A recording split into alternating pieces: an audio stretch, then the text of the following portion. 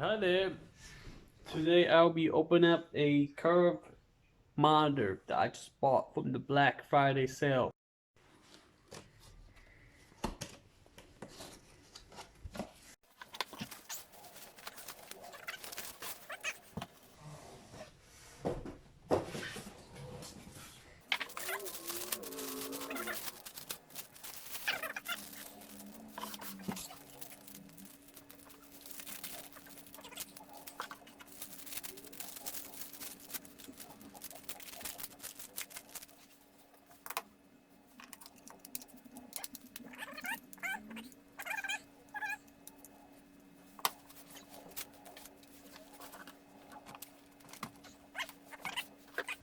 And then the power cord will be looking like this. So this is where the HDMI cord going, VGA cable, and the power cord.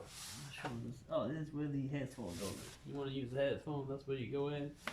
Power button, on turn off and on button is on the side and the back of the monitor. There we go. I will show you guys the review later once I plug it in. So as you can see, it is a curved screen.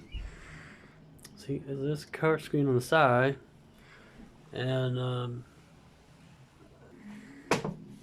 it does have a slight bending feature when it can goes up and it goes down.